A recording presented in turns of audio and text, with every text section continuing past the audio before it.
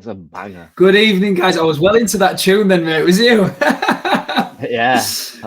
Evening, guys. Welcome to episode 16 of Crossroads in Boxing with myself, CJ Spate, my main man, Ricky Hand. Eric ERF is with us tonight. He's just popping his lovely little sprog to bed, who's just jumped out of bed. We're excited. We're going to have a good talk about everything that's happening on the UBAT Ben card. But before we do that, we are going to take a short little trip to our sponsor, D-Rock Clothing. Yeah.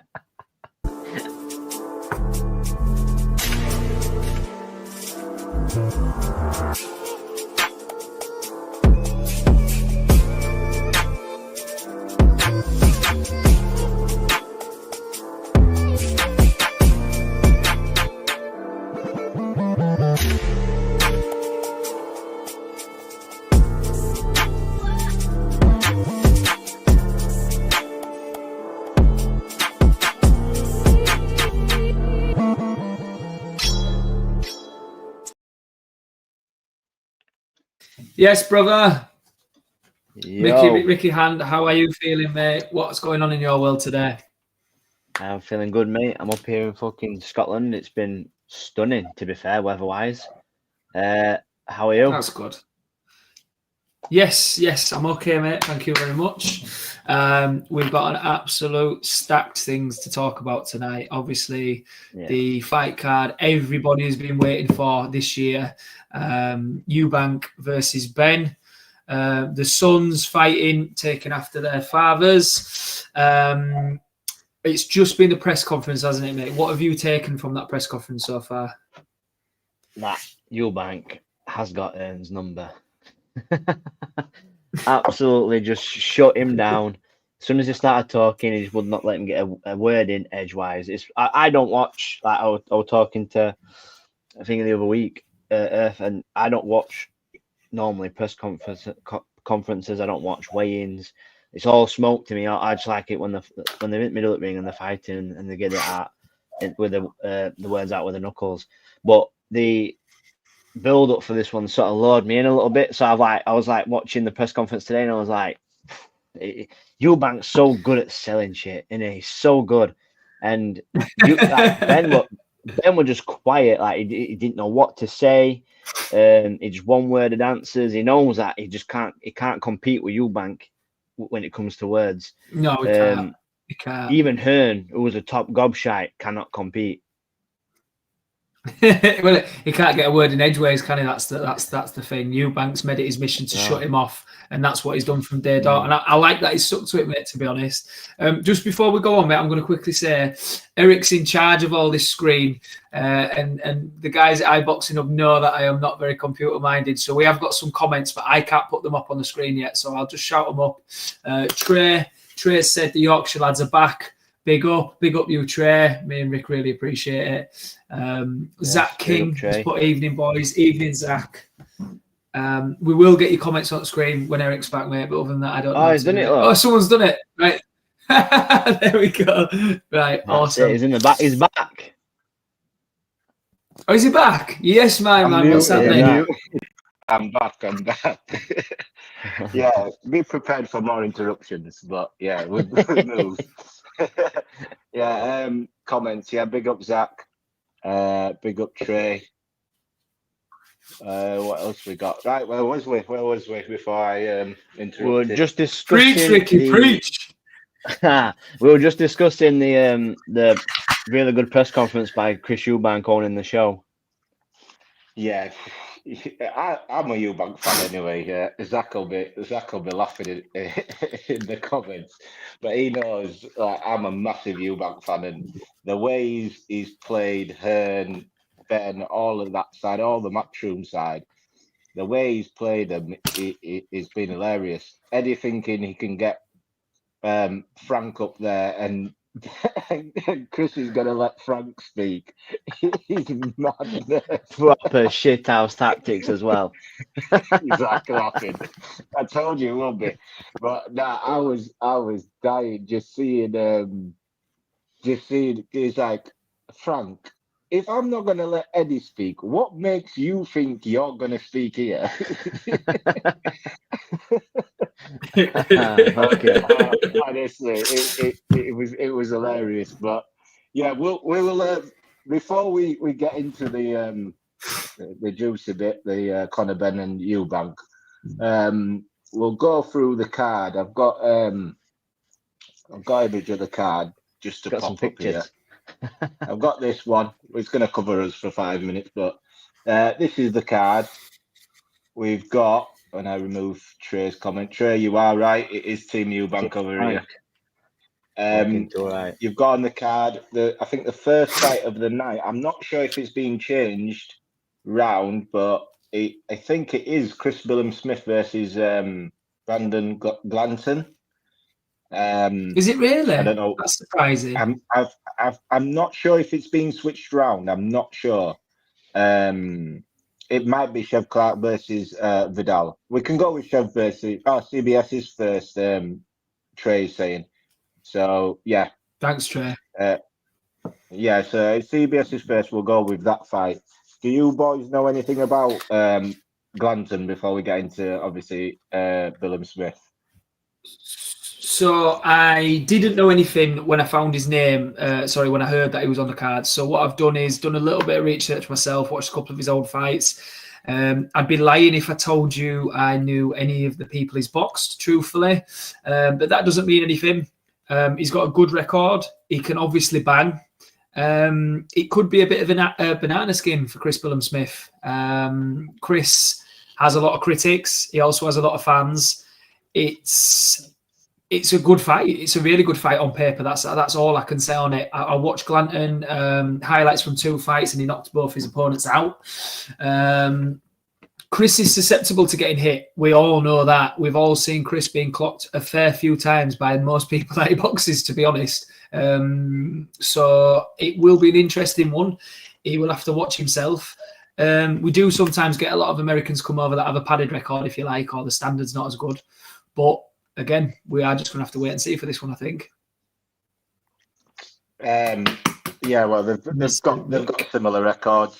They've both got the same record. Billam-Smith obviously fighting the better competition, I'd say. He was in tough against Zerdo. I wasn't expecting Zerdo to do that to him. Chris showed toughness. He showed heart. He showed a lot in that fight.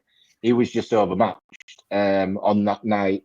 I think Zerto, he sort of arrived to where people say he was at, because I remember hearing about Zerto when he was at super middleweight.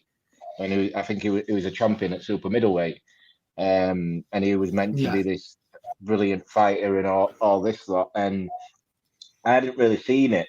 Even when he moved up to light heavy and cruiserweight, I hadn't seen it. And that Chris Billam-Smith fight, he showed what level he's at. He put on a masterful performance, and Chris came up short. But I'm still picking Chris for this fight. I think it goes to the points. Glanton, like you said, CJ, I don't know too much about him, really. But I'm going to go with CBS. I think the better opponents. He's been at this level, these stages. He's been at these stages before. So I'm going with Billam-Smith UD. Yeah, I'm probably running out the same road as well. Yeah, I've gone for Billam-Smith on points. Unanimous decision, I reckon. Like I said, I don't know too much about Glanton, who's coming overseas.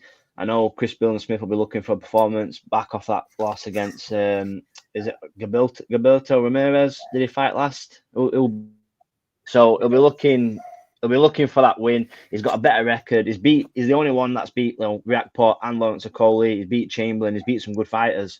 So I do fancy Billam-Smith for the decision. Well, you got CJ?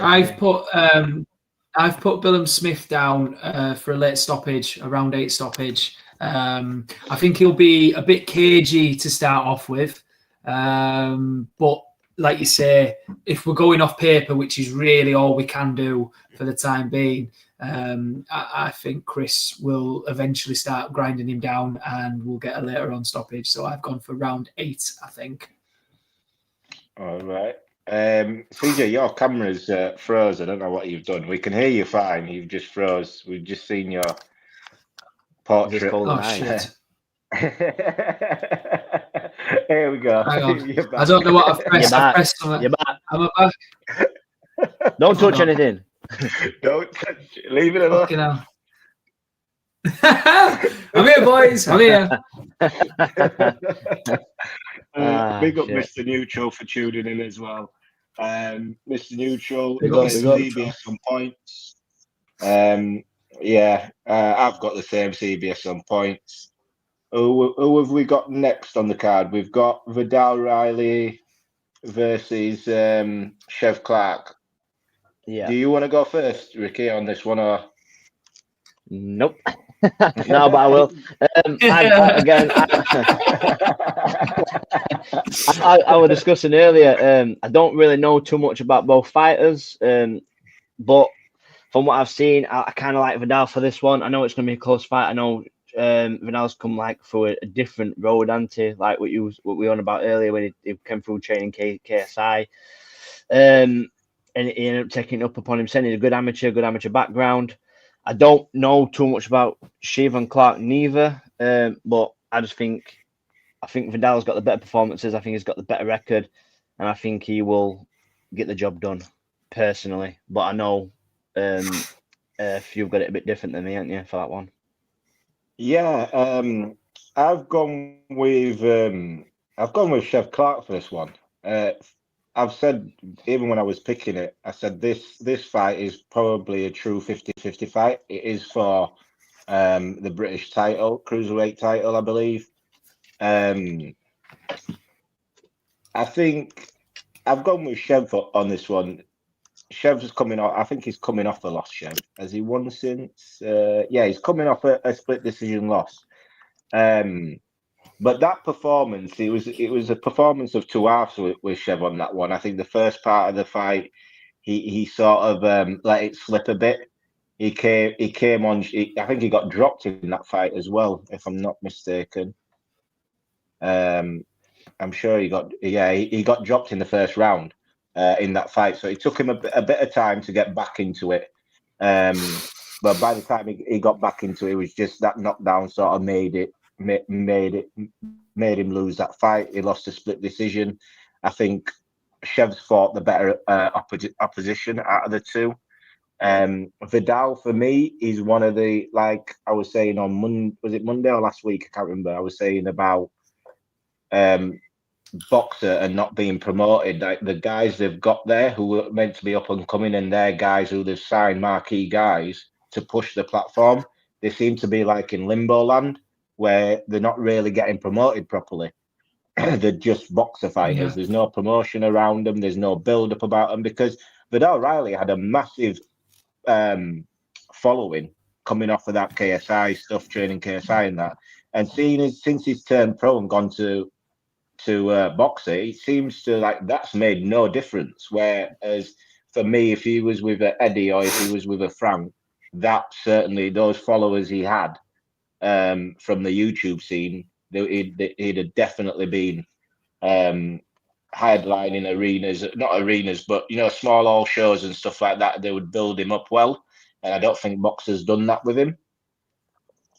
But I'm going Chev Clark, a split decision win on this one. What, boxer not doing well promoting their own fighters? It's an outrage. It's an outrage. Mr. Neutral says younger, hungrier Riley for me. I have no issue with people picking Vidal on this one. I said to Ricky, if Vidal wins it, I wouldn't be surprised. That's why I've gone with a split decision. I think it's going to be a close fight. I don't think anyone's going to get stopped, but I think it's going to be a close fight. It's going to be a good fight as well.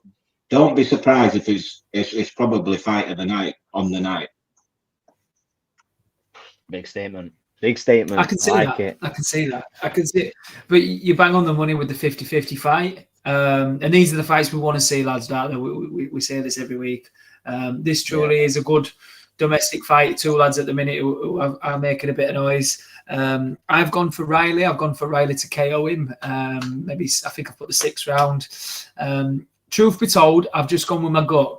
That's all it is. I think Chev's the better fighter. I think Chev's got the better record of who he's boxed and obviously amateur-wise. The only thing that did it for me was that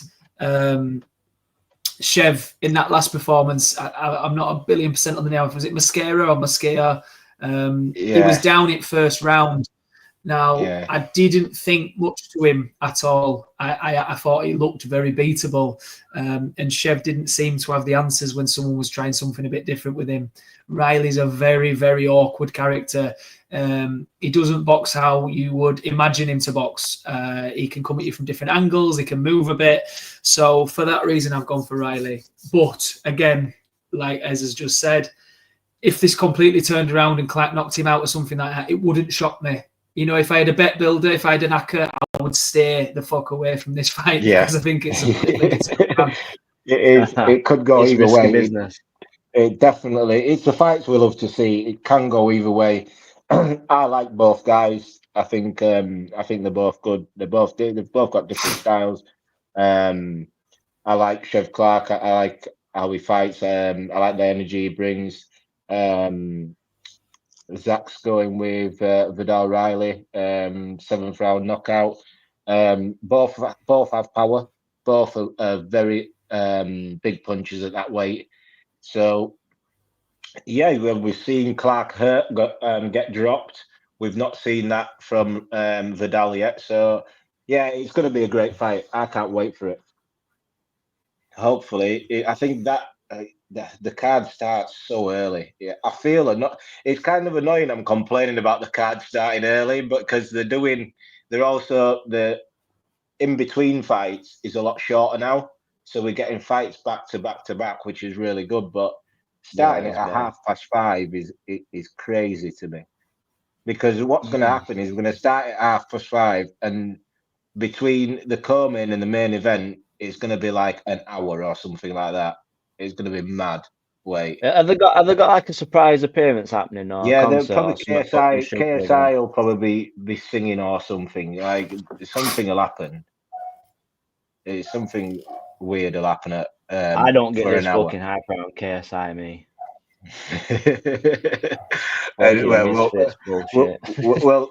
We'll save that for next week. We've got a surprise for people next week. We'll save your opinions on this. Don't shoot yourself in foot, brother. Right, next we'll go with this one. Lyndon Arthur versus Anthony Yard 3. We've got this 3 times now. This is the 3rd time. I'm sure the chat will probably be unanimous on this one. What the thing's going to happen. I think we're all probably in agreement on this one. I'll go first on it. I think Yard stops him. I think Yard stops him early. I don't think Lyndon has it anymore for the game. You saw his performance in Saudi, whoever he was with Bivol, was it, when he was running around the ring? And then after that, even the wins he's had, they've come off bad performances, and he's managed to get the stoppage. I think for the IBO title, he won. He managed to get the stoppage like at the end of the last round. So I'm going. I just keep it short. I'm going with Yard round 4. I think I've put round 4 stoppage. I think it's going to be an early night for. I wouldn't be surprised if it's earlier. I don't expect a firefight. I expect Yard to go in there and send Lyndon into retirement, because I don't think Lyndon really wants to box anymore. I think Lyndon's made his money. I think this payday obviously is too much to turn down, which is fair enough. But yeah, I've got Yard early stoppage. Just before you go, we've got Libster says he's got Yard stoppage 7th round. Zach has got Yard round 2. That doesn't surprise me. Lyndon last fight split decision win versus Cameron. Split decision win versus Cameron. The fight before Cameron I think he stopped the guy in the last round with a body shot, but it was a bad performance. I think it was Bivol fight, weren't it, before that one? Bivol before. I'm not sure. Yeah. Was it Bivol before Cameron? I remember. Yeah, it was. Yeah, it was the fight before Bivol. He won the IBO and then took it to the Bivol fight. That's right. He beat Suarez. Suarez. Before Bivol, he stopped Suarez. Yeah, in the last round. Was it last round he stopped him in? 10th round. 10th round KO. 1 second. No. 10th round KO. No. 10th round Alpha KO. down from the left to the body in the 11th round. There we go. But yeah, I'm not saying bandwagon really. I think Yard does him. I think he does him. I've got the fifth round or sixth round. I can't remember, but I don't know why we're getting a trilogy because he's already spanked him. So I can't quite work it out. But it doesn't even make sense. I'd rather have seen fucking Yard versus Buatsi. I want that fight desperately. I've been wanting that fight for years. It's a timeline. I know. That's the only reason why this fight's happening. The only reason it's happening is because of the timeline. Because Yard was his promotional situation. They were trying to deal with what were happening there. But this fight is happening for a timeline to get him into position. And I think, to be honest with you, I think the Buatsi fight will probably be next. Well, you'd think so, and I hope so, because I'm sick of waiting for these fights that it just take too long to happen. It should have happened a few years ago. But tell him, Ricky. Tell him, Ricky. Carl Smith sort of has dusted Buatsi, so it sort of take away the flavour a little bit. But it just needs to happen. There's no more talking. Let's get it fucking on with Yard and Buatsi. That's all I've got to say. Yard's going to spank Arthur. Like he already has done. I don't even think it's took the flavour out of it because even in the loss to Callum Smith for Buatsi, for me, Buatsi lost himself that fight without being urgent. So, it don't take too much just now because Yard's got, 3 losses as well. So, it's a good fight as well. I just want to see that fight. I really want to see that fight. Yard right now, he beats Arthur. He's going up that hill, isn't he? He's in better stead for that fight than Joshua Buatsi is coming off a loss. CJ, what you got for this one? Just quickly, boys. So, not to piss on either of your parades, I'd hate to do anything like that, but I've got a little pipe bomb for you. I've backed Arthur to win on a split decision. Now, hear me out before you start hating me. I'm going for it. I will tell you now. Lyndon Arthur is under Yard's skin, right? Lyndon's the itch that Yard can't stretch from what's happened in his career, okay? Lyndon Arthur's got a fantastic jab when he uses it. I would dare say one of the best in the world when he uses it on point in a fight. He's like a stick in the mud, right? If Lyndon can start this fight as he means to go on, and be awkward and just keep that ramrod jab going. If he can get past the onslaught of Yard coming forward, Yard's not impressed me in his last fights. I don't think anyone can say he has. Has he been impressive? I mean, that last fella he boxed, that last I can't remember his name. Let me find his name here. I'm going to get it up right now. He stopped him in the second round. He dropped him in the second round and went points with him. Yeah, it was a bad performance. He looked absolutely shite, right? So I'm going for it. I'm going to say that Yard will be feeling exactly how you two are feeling. That he's going to blow Lyndon Arthur out of it because Arthur's on the decline. I think he is going to be as stubborn as dog shit on his shoe, and Lyndon Arthur is going to be there for 12 rounds, 10 rounds, whatever it is, walking that jab out. So that's what I'm going for. God bless. Yeah, well, you know what? It's good. It's good we've got different opinions on it anyway, because then I won't be able to get laughs like I did last week with Cameron and then the week before with Delicious Ori. So. If Yard loses, I'm going to be pissed off. I will be pissed off. You know what? I won't be. I won't even. It won't even figure because I like Lyndon Arthur. I do. I like Lyndon. I think he's one of those guys that ended up getting his opportunity late. quite late on. Yeah. But Yeah. I like Lyndon. Zach says there's always one. Yeah, Always one. It's always CJ as well. I'm here to cause always disruption, CJ as Zach. well. I am here to cause trouble. Well, I like Arthur, no, but I just like that Boatsy fight more. And that's yeah. just how I feel.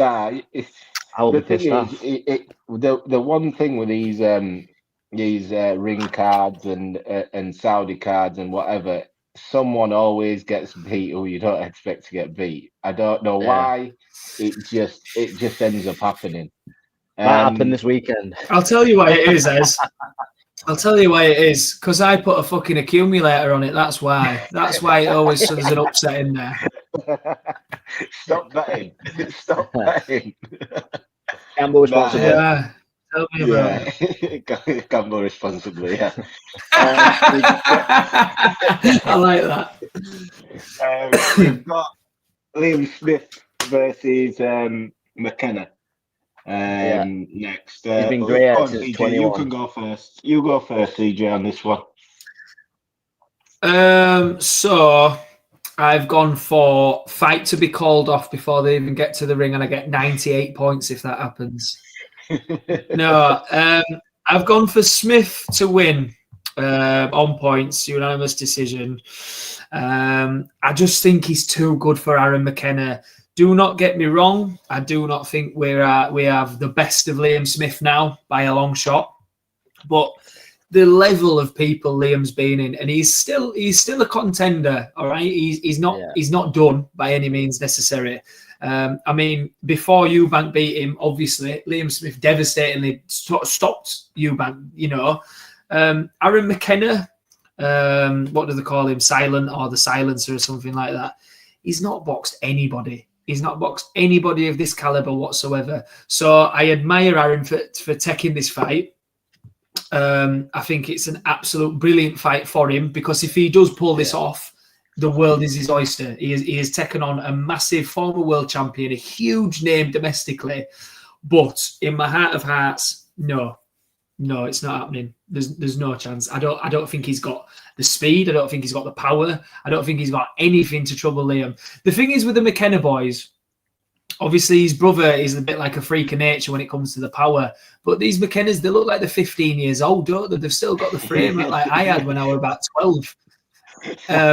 So I think he's going to get outmanned, outdogged, outgunned, and Liam Smith's going to take him into the deep end. I don't know if Smith's going to stop him. I've not felt that in my waters. So again, I'm going to say Smith's going to take him the distance. I could even say McKenna going to smash it and get stoppage in round 7. Wow. Big statement. I wonder what your odds are for that. Similar as well. Yeah, bet responsibly, but put a bet on that one. Gamble responsibly.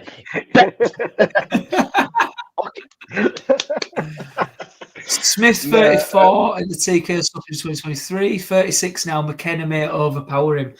Listen, I don't think McKenna could overpower a Dyson Hoover. Are you hearing me? McKenna couldn't overpower a Dyson Hoover. Dyson Hoover.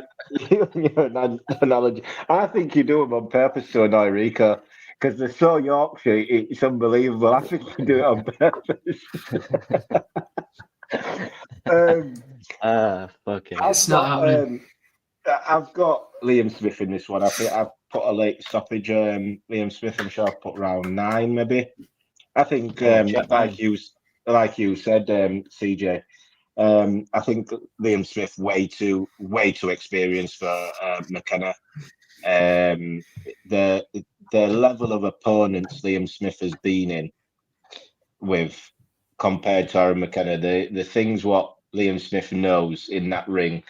I think, like Mr. Neutral said, not Mr. Neutral, Libster said, McKenna's going to smash it. He will. He'll come to fight, but he'll quickly realise that after 7, that Liam Smith is still there. Liam Smith will start digging to that body and Liam Smith will start breaking him down. Once Liam starts going to the body and breaking him down, I think he stops him late. It wouldn't surprise me if McKenna kept getting up and kept fighting, and Liam just grind him down in the referee stoppage. For me on that one, we've got Mr. Neutral says CJ having a bad week. Are you taking a piss, mate? I'm having a shocker. I'm having a shocker of a week, mate. It's not just a bad week. Well, even just to put it into context, I've just got Liam Smith's record up just to compare the differences in names, and you've got on here, you've got Canelo for one, you've got Liam Williams twice, you've got Sam Eggington, you've got Jamie Munguia, you've got Roberto Garcia, Anthony Fowler, Jesse Vargas, Chris Eubank Jr. twice, and he beat Chris Eubank Jr. Although controversially, I only think he beat Chris Eubank because his shot resistant was shot to shit from the weight cut for the first Ben fight. But again, I just think experience will prove vital in this fight for McKenna. I feel like William Smith will have too much. I think his boxing ability is very good. He works the body well, and I just like him overall as a fighter. I don't really like much that comes out of Gallagher's gym, but I do like Liam Smith as a boxer, and I think he will prove the better one on the night. Yeah, the Smiths and them body shots are just it's completely butchered Munguia, isn't it? Fuck it. You'll get used to that, trust me. Jaime Munguia. I'll go with that. But we knew what you meant, Ricky. That's all it's about. You should have seen last episode. Fucking hell. Yeah. But yeah, I think unanimously we've all got Liam Smith winning that one. Right. So now we get down to the main event. The nitty gritty. The juicy bit. The nitty gritty. We've got half an hour to talk about this one. Well, we got the press conference as well. Well, that's where we're going to go first. We're going to go with the press conference first, and this is what I want to talk about first before we start anything. This is what I want to talk. This rivalry is what I want to talk about. This rivalry right boxing today. Chris Eubank Jr. has been playing games with Matchroom Eddie Hearn and all that side of it. I tell you what, I've never wanted a boxer fighter to win so much. This fight, Chris Eubank Jr. He's carried this promotion on his back. He's done everything to promote this fight. The excitement from this fight right now is all down to him. The press conferences, that arrival they had, what day was it? Tuesday, grand arrivals. That was boring because there's literally no point in that. But these press conferences, we'll go with today's. What did you make of it, Ricky? Like I said to you, like I said at the start of the show as well, I don't normally watch them, and I'm only just prefer what goes off in the middle of the ring. Everything else before that is all smoke. But okay, I'm glad I tuned in. Really, as soon as Eddie started chirping that Eubank were on him, to the point where Hearn just did not know what to do. He couldn't. Ricky, and he knew. Ricky, did you not see the first press conference? I only saw this one. So the funny thing is, you might have been surprised and been funny.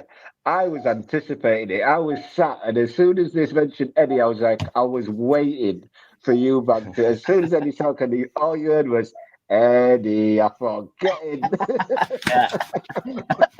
Even I tell you another bit now, but even like to the point where Eddie and even shithoused that Frank Smith. Oh fucking hell! Just couldn't deal with it, could he?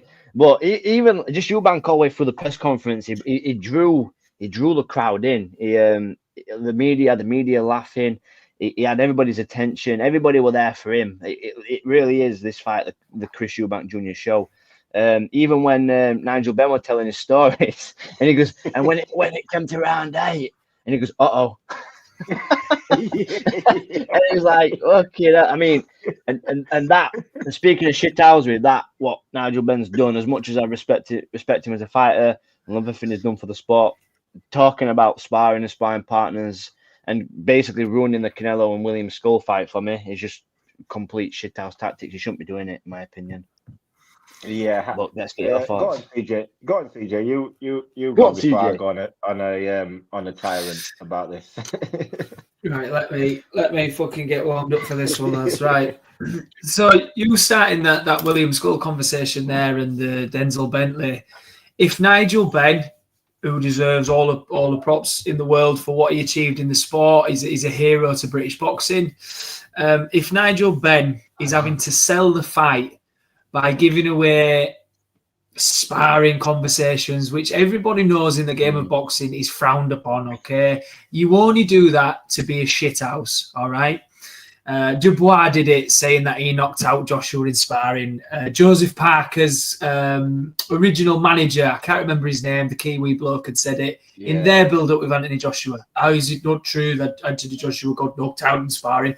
It's just shithouse tactics, right? Yeah. If Nigel Benn is having to sell this fight by saying Conor Benn is destroying sparring partners, that means that there is a lack of confidence in there and that he believes he's having to talk up for his son, all right? Conor Benn looked like the naughty boy that you've taken toys off and made him sit on the naughty step today. He didn't have much to say at all. Even Tony Sims was speaking more than Conor, and Tony Sims can't fucking speak. He's like a mute, right? I feel like Eubank has commanded from day dot, the presser, all the promoters, all the fight hype. Like you said, Eric, he has carried Boxer on his shoulders and sold this fight on his own. All right. Yeah. Pied Piper comes to mind. Eubank says it, everyone listens or does it. That's how it's gone. And I actually think that's how this fight's going to go as well. All right. I think Eubank will make boy out of Ben. He really, really will. That's what I think. Conor has. Go on. No, go on. Finish, because I'll jump on back on what you just said. Go on. I've lost it, but Conor's a shithouse. I'll just leave it at that. wait, Zach. If Ben wins this fight, you need to video ERF's reaction, please. But I'm gonna be live. Video anyway. that shit. I'm gonna be live streaming. I need to see it. So you'll. I'll probably be more in tune with that than fight. You'll be able to see my live reaction on that. I'm gonna be live, but I'm telling you that cannot happen. And that's right. No. I'm gonna be unbearable because from day one I've been a Eubank fan, and him as well as the other one of my mates. All I get is shit for being a Eubank fan. Honestly, I swear, I get rinsed for being a Eubank fan. Yeah, so trust me, that win is gonna be it's gonna be joyful. It's gonna be joyful. Sweet joyful. Like a fucking fresh mango. Going off the back of talking about sparring and stuff like that. I've said, if you need to big up and bring up what you've been doing in sparring to convince them, why are you trying to convince me that your son's going to win this fight? That's what I don't understand. For me, the fight is made. You have stood your ground. Obviously, you're going to stand by your son.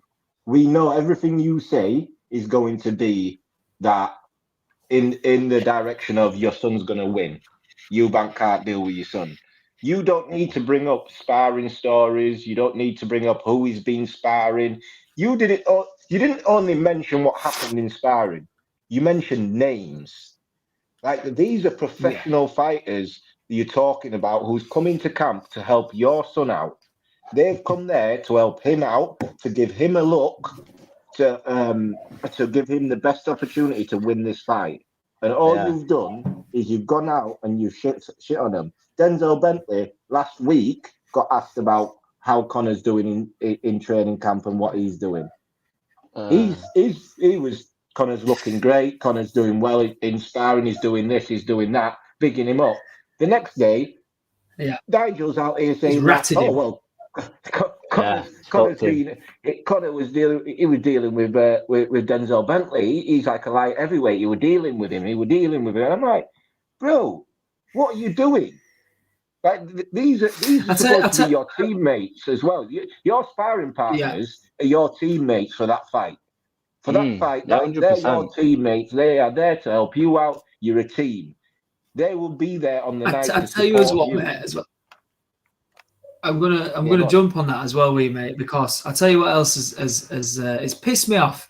If I hear I'm gonna iron him out again, I don't know if this is a Southern thing. Rico, Trey, you might have to back me. I'm gonna iron him out. Listen, you've come off the juice, son, and your last two opponents, Dobson and Okozo, you've gone the rounds with them because you've got no power anymore. All right, you've got no power in you anymore. I'm gonna iron him out. Jumping at Ben Shalom like that. Which, by the way, Eddie Earn jumped as well, and then quickly said, "Oh, you shit yourself." That doesn't make you big and clever and hard, mate. Okay, you're a professional fighter. Ben Shalom is wetter than an otter's pocket. All right, he has got nothing in him whatsoever. You making that man jump means nothing. Eubank has got nerves of steel and an iron chin when he's not weight drained. There's not a man alive that can't say that to him. Yes, Liam Smith popped it on him. But I think everybody knows that was the way he was struggling. Just speaking on that about his chin, everyone, for some reason, people keep going back to this Liam. Bearing in mind, Eubanks fought twice since Liam Smith's first fight. Keep going back to, Liam, he's not got a chin anymore. I heard Eddie say his chin's not the same. I was like, well, that after that shot happened, whatever happened in that shot, that's one shot he took. But they'll say, sometimes it's better getting hit by one shot and you're out, and that's it. It's not a thing. It's like, he took too much damage. And I'm like, what damage did he take? Because before Liam Smith stopped him, he was coasting that fight. He was beat. Liam looked. I thought he was schooling Liam. He was schooling him. I thought. Listen, I kept saying this to people for the rematch. Mr. Neutral will be my witness. I was having debates with him over this. And they were saying, "Oh no, Liam's got too much. Eubank's chin's gone. This is happening." I'm like, "Did you not see the first fight? It's as if you see a knockout and you ignore everything that happened before that knockout." The same thing I was saying with Haney and Garcia. Everyone's forgetting what the fight actually was like. They just talk about the highlighted bits. And Eubank was schooling Smith before Smith stopped him. So I said the second fight would go exactly the same, and Eubank could end up stopping him, which is what happened. Them using that first fight, as a reference point to why Conor can win is a massive red flag. Because if you're looking at a fighter 2 fights prior, saying he ain't got a chin no more, I tell you what, Conor, I'll go to your very last fight where you fought a 154-pounder and you can put a dent in him. And his level is nowhere close to what Chris Eubanks is. No, not even close. He was hitting Dobson with clean, big punches to the chin, right? And it wasn't troubling him in the slightest because he's got no juice in him now, and that unfortunately is the truth. I'll never forget, and I know it's a long time ago. Sorry, jump on. No, go on. No, what are you saying? And then jump on comments. I thought you would do. That I know it's a long time before this, but I think you've said it before, as when he fought, is it Pernard? Yeah, Pernard, Cedric Pernard, yeah. When someone put it on him, he didn't know what to do. And I do think he's not had that since. Eubank is a great finisher. Yeah, he is. As well. I'm going to change. I might change my bet and say that Ricky Hand is going to fight Conor Benn and stick it on him, Doncaster style, dust him up, iron him out, wash him out, whatever you want to call it, wring him out like a chamois, and get done over. I'm changing my bet. Ricky, step in there, lad. For the win. But just to go on that as well, just to jump on it, the fact that William Skull is fighting on a pay-per-view card in 2 weeks' time against one of the biggest boxers of all time, and you're saying he didn't even just stop him; he quit. He called William Skull a quitter 2 weeks before his pay-per-view main event card on Canelo's debut fucking Turkey Al Sheikh fight. And for me, it's like sure there's going to be some repercussions for that shit, because you can't be saying that. You can't be calling quitters, world champion quitters, and fucking people that are going on the main event for pay-per-view quitters before they even fight. It's fucking madness. It's actually madness. It made him quit. I got my little baby boy. Okay, now. You know what I mean? What the fuck? Go on, CJ, no comments. Get on them comments, because Connor Hand, for those who don't know, is Ricky's brother. He's a bit of a tank as well, to be fair. I'm looking forward to getting him in the boxing world. It's put, why are you all wearing a hat in the house at 10 p.m? Because we're all bald as fuck. This is made me laugh because we did forever. For those who didn't tune in on Tuesday, when we're going to start doing a review, I actually said we should call it the 3 Cat Review Show or something like that, because we do seem to wear it. Listen, we're all follically challenged, but we're all devilishly handsome, Connor. We can't all be like you. We're just all testosterone up to fuck. All right, it just is what it is. We're just full of testosterone, and we're bald as shit from it. It's my house anyway. I'll have it in, so I can wear what I want.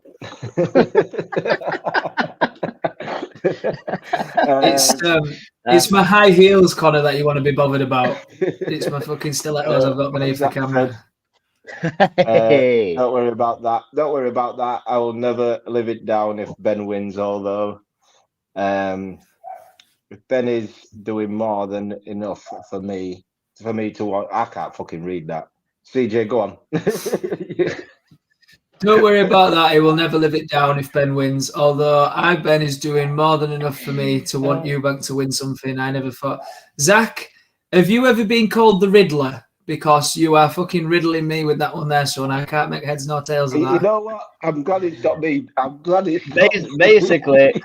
He wants Eubank to win for the first time. You know what? That's what it is. Ricky's from Donny, so he'll be able to decipher this. Ricky went to school, all right? Yeah, fair enough.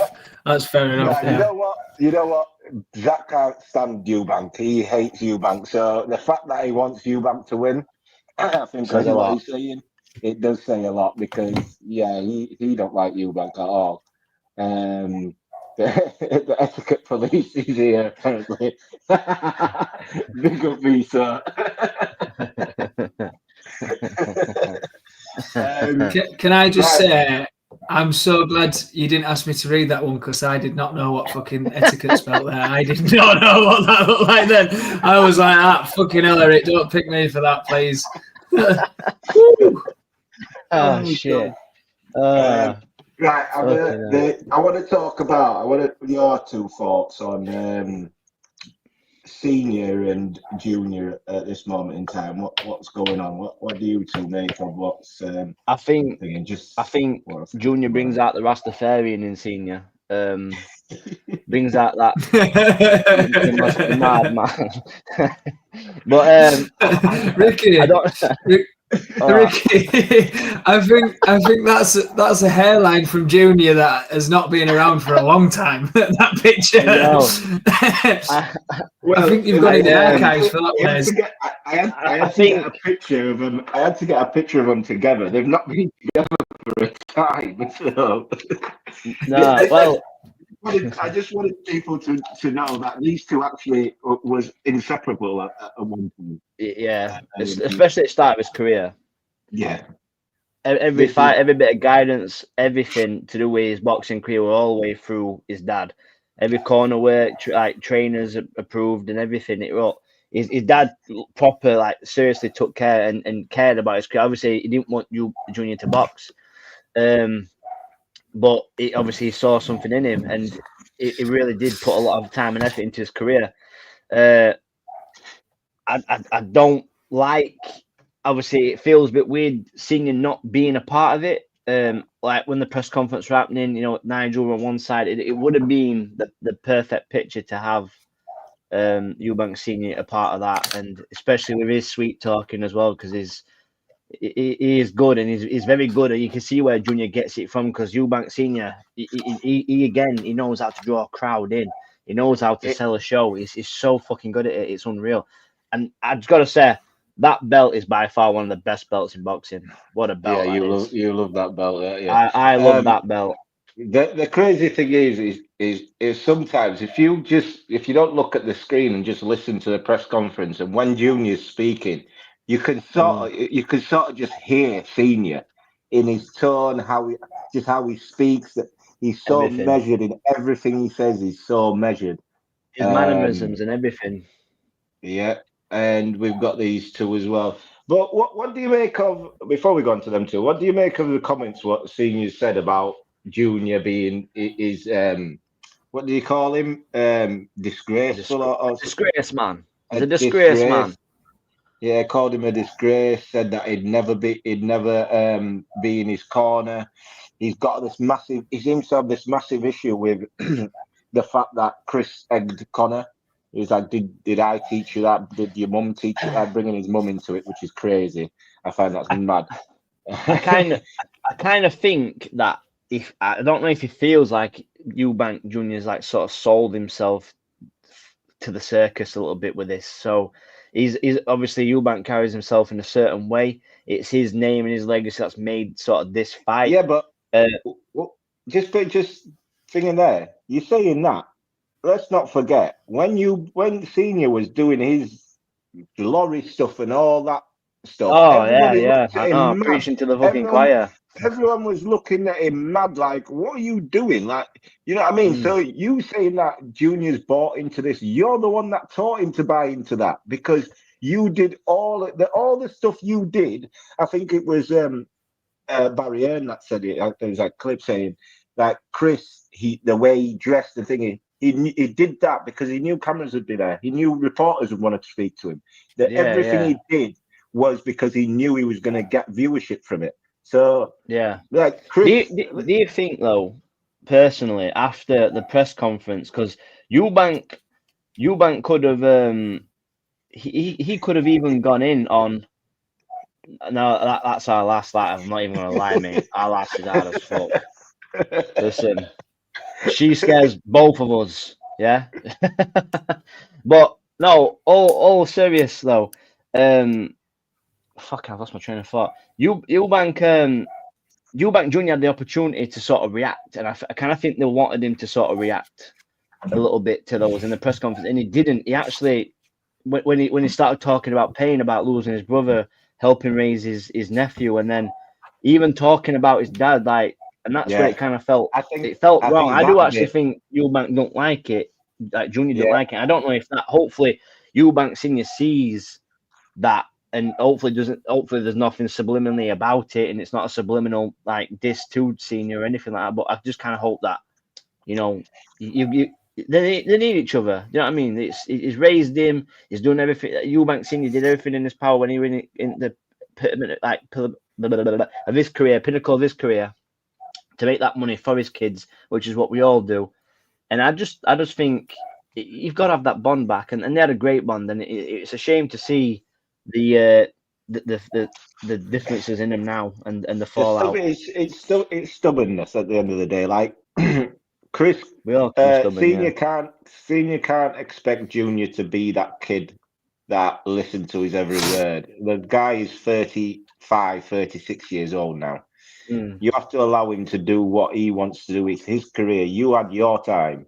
You had your career. There's a certain point where Junior needed to step away from his dad and seek other opportunities. That's not as a father. That's just as a trainer in boxing. Like as a dad, you should be able to separate those two. And I don't think Senior's ever been able to do it because he didn't want Junior to box. I feel like he felt right. I don't want you to box, but if you're gonna box, you're gonna do it my way until you retire, basically. And that's the thing. It's like no matter what, like we Junior and Senior, at the end of the day, that's Senior's little boy. So he's always gonna be he's always gonna be looking out for him no matter what. 'Cause that's what your dad does. End of the day, no matter what sort of arguments or hatred they've got between each other or what disagreements they've got, Eubank Jr. will still think of his boy and will still look out for his boy no matter what. So I think I think it's shit. It's been brought into it all. Obviously, I think Connor and Nigel have jumped on it, and it isn't very nice to then hear Eubank talking about serious pain, you know, the death of his brother and things like that. I hope that was a hard pill to swallow for Nigel and Connor. I do actually think Nigel's quite an emotional, sensitive man. I do think he I would think maybe that one felt that touched afterwards. Nigel. Yeah. What I do think is if Chris isn't going to be there, senior, which would be a shame. Obviously, this build-up is only here because of what the fathers did all them years ago. If he isn't going to be there, I do feel like part of Ronnie being there is a massive thing, though. After all, Ronnie was there for his father, you know, through most of his career. He will have been paramount throughout Nigel fighting Chris. I do also think Senior will have talked to Ronnie if he's not been there. That's just a gut feeling. His dad put it very well in an interview about how he is a protector. That's what a dad is supposed to be. Exactly. And I think Ronnie is being part of that in this. I really do. Yeah. I think if Chris Senior isn't there, Ronnie's going to fill that part for him. Well, Ronnie's like his granddad, isn't he? Ronnie's been there from day one, and I don't think Ronnie can step away. I feel like Ronnie feels, you know what, if Senior in here, I've got to be here. Ronnie probably feels that burden of if Senior's being stubborn and he wants it that way, I'm still going to sit here. I might not be doing nothing, but I'm still going to be here because Ronnie's been there from day one. No matter who Chris has gone with, Ronnie's still ended up in his corner still. Whether it's holding the spit bucket or actually in his corner. So at least he's there, but like Connor said, he's a protector. I feel like there's a certain time though you've got to allow your kids to, you know what I mean, make their own mistakes and still support them in them mistakes, rather than saying because you're not doing it my way, I'm not going to have you back. I find that as a father myself, I might not want my kids to do certain things, but if they fall or fail, you know what I mean, I'd like to think I'm going to be there to I'm going to at least be there to support them and make sure they're all right. 100%. 100%. It's like it's hard to do as well, because it's like you said, being a dad myself, you want what's best for him, but obviously you know that it's not. The world isn't fucking rainbows and roundup and sunshine. Do you know what I mean? It's a shit world. So you have got to be that parent that sort of prepares them for that sort of life. It's like obviously my son, he had his second only skills bout, but even still, like the preparation, like obviously going through the gym, and then obviously the things that I would also like help out with him at home, like just as extracurricular, just so because I can't see him at the gym. I don't get to see. Obviously, I work away a lot, so I don't get to see what he's doing. I know he's got two great coaches. Don't get me wrong, he's got two fantastic coaches, but I still can't help myself because I'm his dad. So it's like I still want to do right by him. So I was like setting things up and like just talking to him and studying stuff with him. So it's one of those where, it would be nice to see his dad there. Yeah, it would. I agree. I hope his dad is there. But yeah, I just think it's hard. It's hard. But I just hope they sort it out. CJ, do you want to read this Hopefully. one? You know what? No. Before you read that, Zach did text me saying that he's driving. That's why it was like it was on quiet. He didn't text you that he was driving. He texted you that you were in the passenger of a car while somebody else was driving, didn't he? Because you just stitched your mate up there. Listen, that's his problem. He wanted it clear. Drive responsibly, guys. Shit. So Connor Hand, who's been very vocal tonight, young Mr. Connor, I think his dad will be there because I think he will regret not being there. I think he just doesn't agree with it, as he already knows when saying in another interview that he wished he shared a joint. Because there must be another one on that. Oh, that's with his dead son, but didn't. Oh, we've got a new one as well. Ricky, do you want to read the next one? There we go. You know what? Hi guys, Mummy CJ is back from work. Hello, Mummy CJ. Join us this week. You've managed to get that fucking cooker on. Never mind commenting on this. You've managed to make it for the last 15 seconds of the show. Yeah. So, just for predictions anyway. I have got Yep. Eubank to win by stoppage round 9. I've got.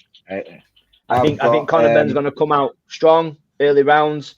I think he'll. I don't give a fuck what his dad says. I think he'll tire. I think Eubank will start imposing his size and his strength, and I think he'll get him out of there. I fucking hope he does. Yeah, I've got What my have you got, favourite Eric? number. I've got my favourite number. It won't fail. 69. Round 7. Round 7. You know what? Mandy's got it. Here we go. We're in sync now. She's only been here 15 seconds and we're on the same page. But we are all going to I've got corned beef hash. Oof, it's bang on, mate, as well as my mum's corned beef round hash. 7. I've got round 7. I've got you back round 6. I think a little bit earlier. I actually think. Do you know what? While we're on it, I was just scrolling through the Crossroads page. Obviously, we'd set it up to get people's like fantasy league sort of predictions. Boxing league, mate. Sorry. Libby Collingwood, Conor Benn points, unanimous decision. Conor Hand, Chris Eubank Jr. TKO round 6. Ra TKO round 8. Conor Benn. Got you, Ricky, who've just said. Jack Gladman, who's a boxing promoter, has put Ben TKO round 4. Do you know what? I love that it's all mixed up. I love that there's some real different predictions going on in there. That really makes a big difference, I think, for the fight. I didn't know if that were you tapping on fucking keyboard or Dog then in background. It went Dog, mate. Sorry, come here. He's checking. But no, I tell you what I liked about as well with the press conference. Actually, I know we'll keep going on, but just Eubank's philosophy of it is my duty to get these drug cheats out of this sport. I fucking love that, me. I love it. Yeah, get him out. Get him you know, out. before we go, just one last one. The fact that Conor Benn said that he's going to send Billy Joe Saunders to watch Eubank get his hands wrapped. Like that for me is like. What more do you need to try and convince yourself you can beat this guy? Like, what more are you going to do? You're doing so much to convince everyone that you're going to beat this guy. Mind games is not for you. You cannot play mind games with Chris Eubank Jr. It is not for you. No You've had Eddie, Frank, you, Tony. None of you has been able. Your dad. None of you has been able to stand up to Chris in this whole. Build up. So for me, I can't wait for Saturday. Honestly, I cannot wait for the to see Eubank just shut Conor Benn up. And I don't care what they do after. I'm not fussed what they do after. Just a quick one then as well. Just hypothetically, when either fighter, obviously, I kind of feel like if Conor Benn loses or when he's got somewhere to go. Do you think, because obviously he's already mentioned it as well, which makes me think he is thinking about this very soon, is this, if this is a loss for Eubank, is this the last we see him in the ring? Yeah, Eubank won't fight again if he loses to Conor Benn. Yeah, he loses to Conor Benn, he doesn't fight again. That I don't think he does. I think he'd always say, like, I can't believe I've been defeated by a drug cheat sort of thing. You know, is everything wrong in the sport? Yeah. I do think that would definitely come into that, yeah. The smaller man as well. If it's a drastic loss to a welterweight, it would raise massive questions there. You won't get those big fights. He's after that Canelo fight as well, and so I kind of think he needs a performance to try and lure. He's after that big fight, and he wants one more big fight, one big payday, and then he's off. I think. Yeah. Imagine if Conor Benn. Yeah, go on. We're best wrapping up. Go on. No, carry on. I was just going to do the outro, but no, carry on. Finish your thought. I was going to say, imagine Conor Benn winning in dramatic fashion, big knockout, devastating. Camera goes out for the universe. But then I should have done the outro. I should have done it. Just wait. This is the best bit after is then where it goes a week later and they say, "Oh, Conor Benn failed the drug test." Can you imagine? Oh God! Can you imagine? No, we can't put that into the universe, really. Osterine. You know what? It's out there. You know what? It's been Garcia. Trey heard the beginning of what you were saying, and he was the same. Nah, I can't imagine that. No, fucking hell. No way. Right, boys. It's been a really good episode. I've enjoyed this one. Really enjoyed this one. My favourite one so far. But yeah, I can't wait for this event. Really can't wait for this event. Really looking forward to it. Hopefully, I'm going to be in a better mood than I was when I started watching the event. Hopefully, I'll be annoying the hell out of Zach. But yeah, I can't wait for this. I think it's the biggest fight in British boxing. What we can look forward to. That's been for a long time, to be quite honest with you. And I can't wait to see Eubank put Ben in the dirt. There's a couple more comments, CJ. Conrad, or a back and forth knockdowns, super close hard fight like Groves Froch. It might be an absolute gunslinging battle for a couple of rounds. I'm not saying Conor will be a match. Not Foster. Don't say I would fucking Foster, will you? As long Jesus Christ. Hey, listen, mate. Howard Foster is my man. Yeah, Listen, I met him in Tesco. That is my guy. We share fucking club car stores together. Good episode, guys. Enjoyed it. Thanks for tuning in. You should do live breakdown of the fight round by round on live. We can't this one because I'm going to be doing commentary at a 505 watch party, so we can't do it. But we will try and do watch-alongs together, and we'll do round by rounds in the future. I just want to say shout out to everyone tuning in today. We've had a lot more people tuning in today. I think we've had like 40 people live, which the numbers are getting better. I feel like I'm getting more confident. CJ certainly is. Rick is new to it. And he's got the hang of it already. He's got the hang of it. I don't know if. Wait there. I'm getting confident. Is that a compliment? I'm confident. Does that mean I'm shit? Am I shit? This is my 16th I think, episode. This is like CJ's 13th episode or something.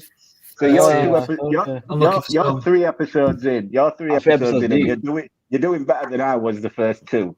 So, hey. I think confidence isn't just a thing for mine. I think people are just now realising that I'm a miserable cunt. Yeah, but thanks for everyone tuning in. Trey, Zach, Mr. Neutral, Connor, Libster, Mandy as usual, Vito. Who else? We can't do the show without you guys. Without all you guys tuning in or watching back or commenting.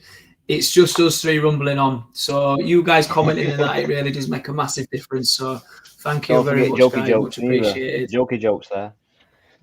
Yeah. And also, if you are live and you are watching Facebook, if you join our Facebook page, we're doing a fantasy boxing league. It's no money, nothing involved, just boxing fans. It's a bit of fun and it's a good laugh. No money. Extra flavor to the fights. No money, CJ. Gamble responsibly. Don't listen to him. Yeah. Well, point that way. He's on that way of mine. Yeah, he's back. There's no money. There's no money when Eric's involved. He still owes me £1 from TKV getting spanked. Oh. That bet was. That's why I sent him down to gym for that fucker there. Yeah, sent TKV to give me his £1. Here's your fucking quid. Gave you a shiner instead. Right, boys. Threw his pound coin in my eye. We're out. We'll see you next week. We are back. We have got a guest next week, but we'll promote that through the week and whatnot and let everyone know. But yeah, peace. We'll see you next week. Thanks for tuning in. When it gets tight.